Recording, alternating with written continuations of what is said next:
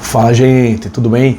Vamos lá, vou resolver com vocês a quinta questão da prova da Olimpíada nível 3, a prova que aconteceu semana passada, Olimpíada 2023, tá? E essa questão fala o seguinte: um carro viaja de Pirajuba a Quixajuba com velocidade constante de 60 km por hora, em uma estrada que passa por Arraial. Às 11 horas, o carro havia percorrido um quarto da distância entre Pirajuba e Arraial. E às 15 horas, havia percorrido 3/4 da distância entre Arraial e Quixajuba.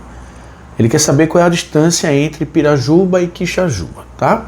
Então eu coloquei aqui para vocês uma retinha representando a primeira cidade, que é Pirajuba, e a última cidade, que é Quixajuba, né?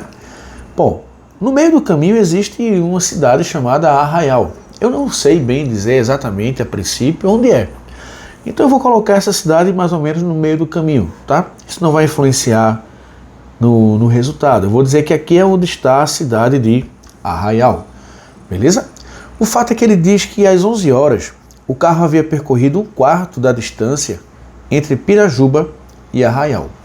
Então um quarto dessa distância seria mais ou menos aqui, tá? Eu vou chamar essa distância entre Pirajuba e Arraial, eu vou dizer que essa distância ela vale x, de tal modo que um quarto dela seria x sobre 4. Então ele percorreu essa distância de x sobre 4 quilômetros, né? Um quarto da distância entre Pirajuba e Arraial às 11 horas. Então eu vou colocar aqui, isso aqui aconteceu às 11 horas, certo?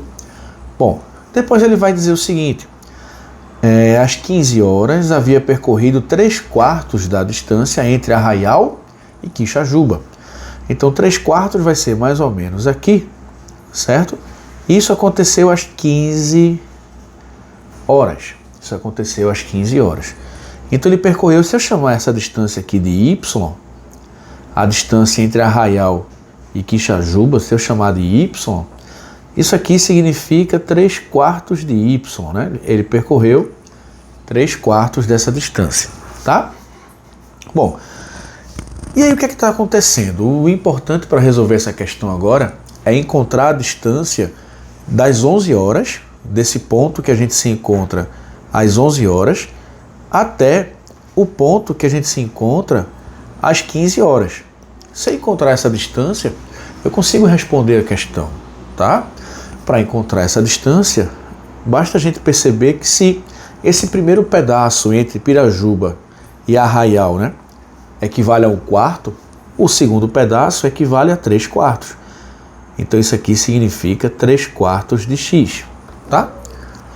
Ou seja, a distância entre esses dois pontos, 11 horas e 15 horas, essa distância ela vale 3x sobre 4 mais 3y sobre 4.